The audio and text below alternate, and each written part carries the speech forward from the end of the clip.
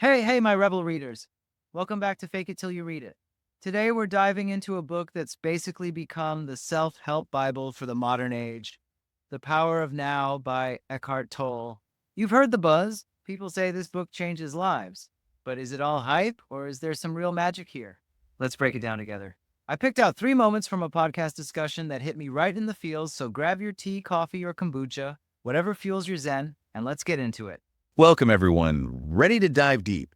Today, we're cracking open Eckhart Tolle's The Power of Now. It's a classic, right? Absolutely. It's got people everywhere buzzing.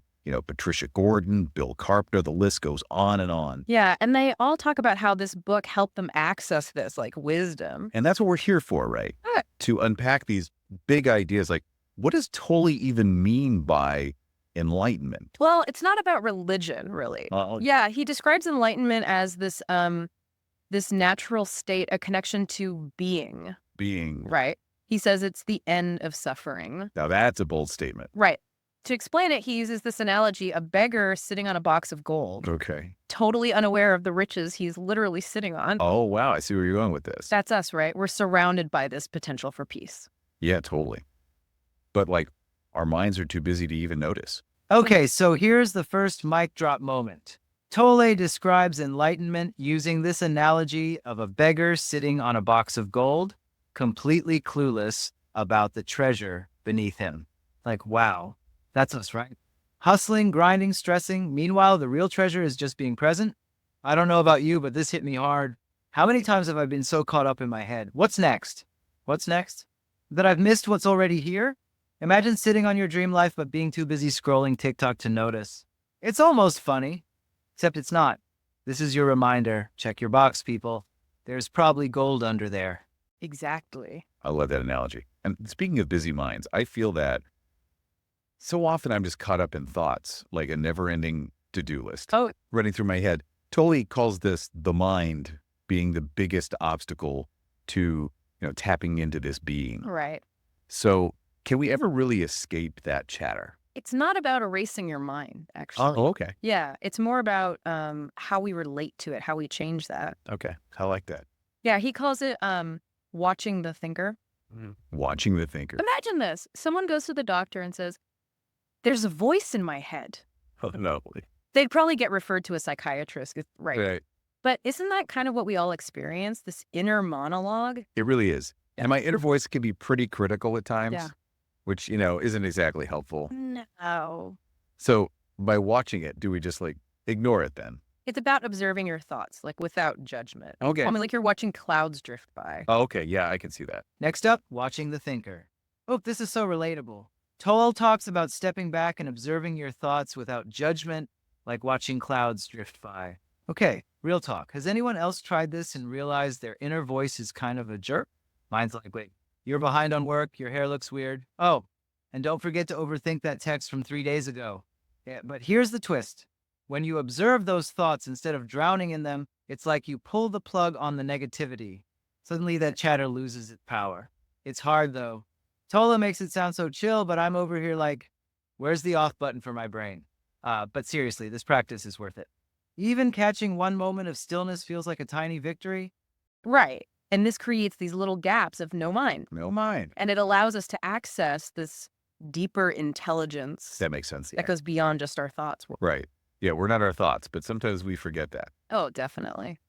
Now, Tolle also talks about this thing called the pain body. Right. It sounds kind of scary if I'm being honest. I know, right? So what is that exactly? Think of it like, I don't know, like a storage unit full of old emotional baggage. Oh, yeah. All the past hurt, trauma, you name it, we carry it around, Oh, wow. Yeah. often unconsciously. And he says this pain body, it kind of thrives on negative thoughts. Exactly. It can even influence events in our lives. Wow. Seriously. Yeah, attracting more negativity. He says people with a lot of unexpressed anger often encounter a lot of angry people. Right. So our internal state really does affect the external world. Precisely. It's this energetic feedback loop. Yeah. But here's the cool part. Just like alchemists turn lead into gold, Wait, what? we can actually transform our pain body into consciousness Okay. through awareness, acceptance, that kind of thing. Wow. So we can literally turn suffering into something positive. It's pretty amazing. And finally, we've got to talk about the pain body. Tolle describes it as the storage unit for all your past emotional baggage. Sounds creepy, right? Like Marie Kondo needs to come in and say, does this pain spark joy? But honestly, he's spot on. We carry so much around without even realizing it. And it feeds on negativity. Oh, no wonder bad vibes attract more bad vibes. But here's the twist I loved. You can transform that pain body like an alchemist turning lead into gold. Tolle says awareness and acceptance are the keys. I mean, what a reframe. Your pain isn't just something to get over, it's something to grow through. It's a total game changer. Next time I catch myself spiraling, I'm going to be like, okay, pain body, I see you. But you're not running this show today. That is powerful. Now, how does time play into all of this? Oh, good question. Tolle is pretty straight up about it. He calls our obsession with the past and future a mental disease. He doesn't hold back, does he? Not really. Right. He says the only place life really unfolds is in the now. He is pretty blunt about that. I know he also talks about ideologies like communism. Oh, yeah. Being examples of how focusing on a future utopia can lead to terrible things in the present. Right. Didn't he say something like 50 million people were killed under communist regimes? That's right. And it plays out on a personal level too, you know? Yeah. Are you always striving for something in the future, missing the joy of this very moment? True prosperity isn't about acquiring things. It's about being present in your being. That makes me think, does living in the now mean abandoning like goals and ambitions? That's a great question. What about having a purpose? Tolle distinguishes between outer purpose, achieving goals, and inner purpose, which is about deepening our being in this present moment. So it's like enjoying the journey rather than obsessing over the destination. Exactly. What really intrigues me is this idea of the inner body. Oh, yeah. That's fascinating. He says it's a pathway to spiritual realization. Mm-hmm. But so many religions actually kind of condemn the body, like it's something to overcome. Right. So why does Tolle view it so differently? He calls for this total reframing of the body. Oh, wow. Tolle sees it as like a portal to experiencing being, Okay. not something to be feared or denied. Interesting. He's challenging like centuries of body denial, Right. which is partly rooted in a fear of our primal instincts. It's like we've inherited this shame about the body, like ever since Adam and Eve, leading to all these ascetic practices that try to suppress it. Exactly. But Tolle says we can actually reclaim the body Yeah. as a source of connection through this thing he calls the inner body. It's like the invisible energy field within your physical form. How do we even access this inner body? It sounds pretty abstract. Try this. Close your eyes, take a deep breath, and just feel the aliveness, like in your hands, your feet, your chest. Okay. Can you sense a subtle energy there? Yeah, I think I feel something. Maybe a tingling or a warmth? That's your inner body. You can even visualize it as like a field of light. Okay, that's pretty cool. Right. So what's beyond this inner body, he mentions the unmanifested a lot too. Is that the same as being? It goes even deeper. The unmanifested is the source of chi. Chi, like in martial arts and stuff. Exactly. That universal life energy. Okay. Imagine a river. Chi is like the flowing water. And tracing it back to the source, that's the stillness of the unmanifested. Wow, my mind is officially blown. This is getting deep. Right. So how on earth do we access this unmanifested realm? Do I need to live in a cave and meditate for years? You don't need a cave, thankfully. The amazing thing is the unmanifested is all around us. Really? Yeah. It's accessible through, everyday experiences. Tolle points to silence and space. Silence and space. As two readily available portals. Really? How can something so ordinary be a gateway to this extraordinary realm? Think about it. Silence is an essential part of every sound. Sound arises from silence. It exists in silence, and it eventually returns to it. Okay, yeah. So if we shift our attention from the sound itself to the silence that surrounds it, we tap into this stillness that underlies everything. It's a beautiful way to look at it. Right. It's like appreciating the space between the notes in music. Yes. Without that silence, Yeah. the music just wouldn't have the same impact. Exactly. And similarly with space. Right. We're so used to focusing on things that we forget to notice space itself. Mm-hmm. But space isn't just empty. It's what allows things to exist at all, right? Right. Tolle suggests that by contemplating the vastness of outer space, we connect with the inner space of no mind within ourselves. It's like shifting from the content of our thoughts to the awareness that holds them. I like that. It reminds me of another portal he talks about, conscious death.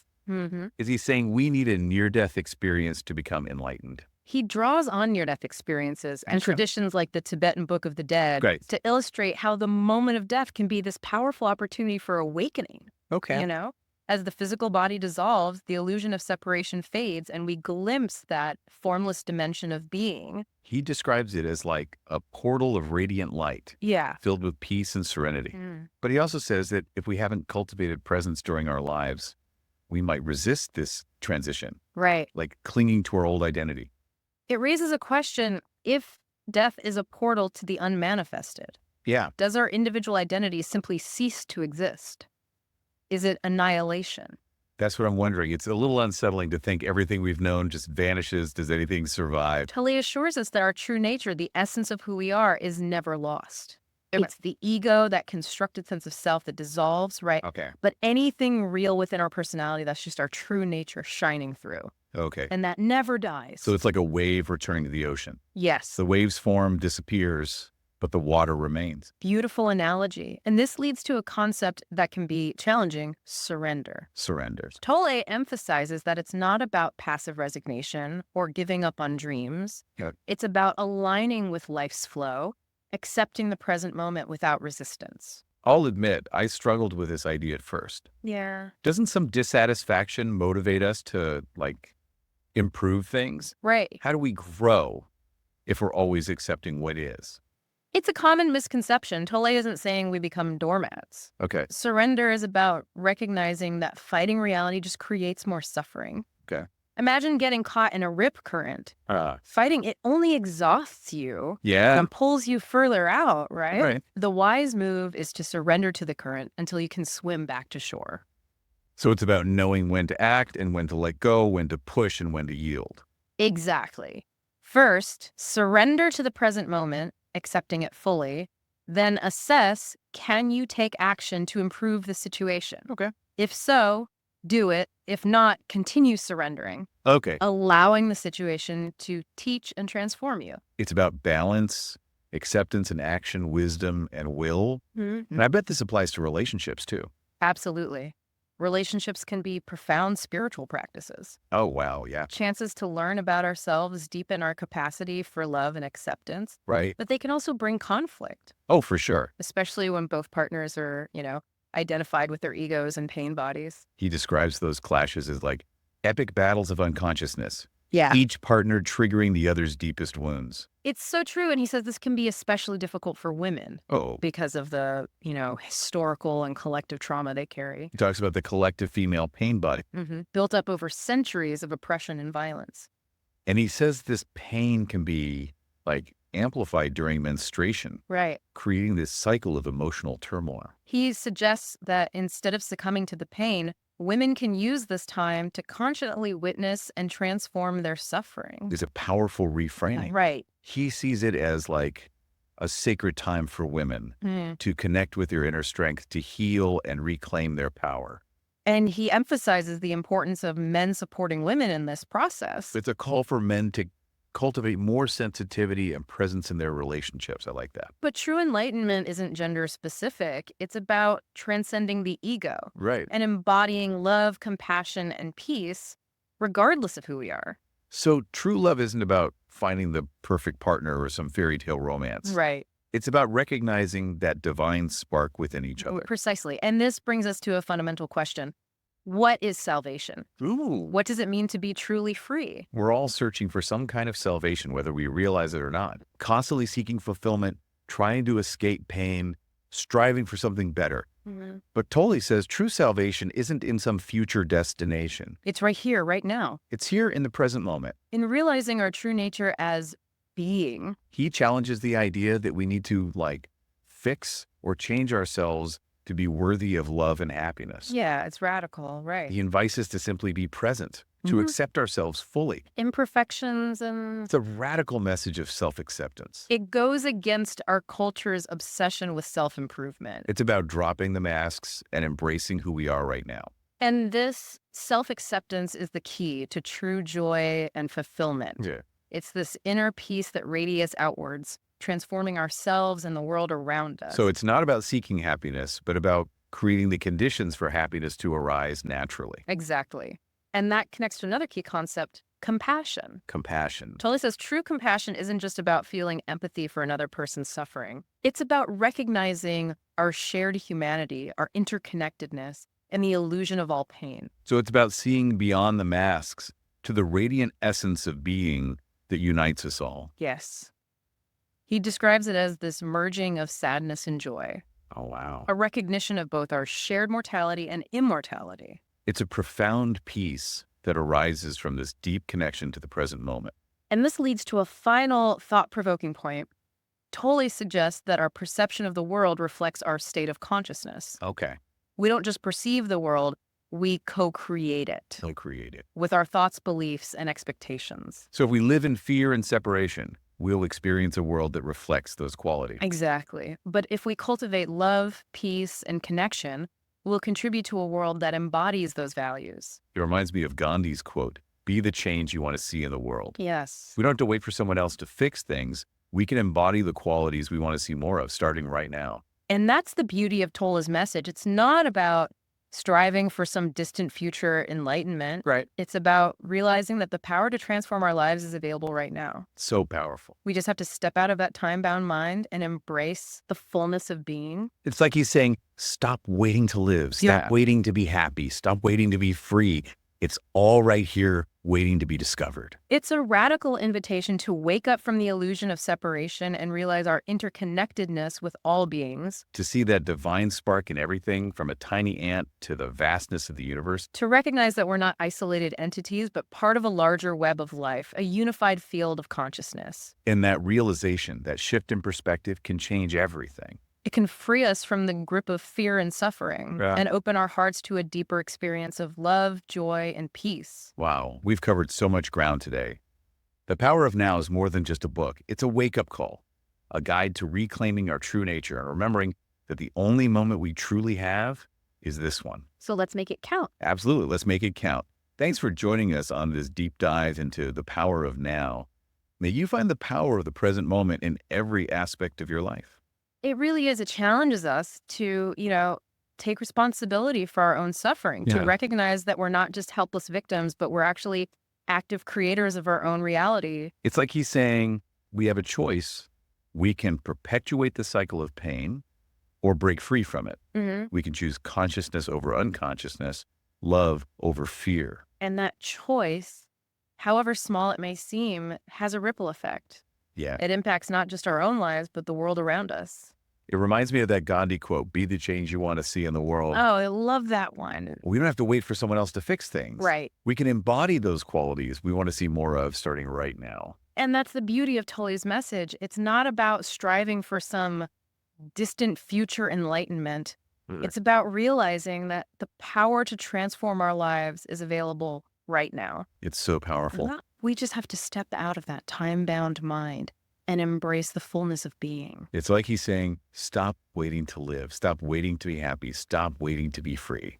It's all right here, waiting to be discovered. It's this radical invitation to wake up from the illusion of separation. Right. And realize our interconnectedness, with all beings. To see that divine spark in everything. Yes. From a tiny ant to the vastness of the universe. To recognize that we're not isolated entities, but we're part of a larger web of life. Yeah. A unified field of consciousness. And that realization, that shift in perspective can change everything. It really can. It can free us from the grip of fear and suffering. And open our hearts to a deeper experience of love, joy, and peace. Wow, we've covered so much ground today.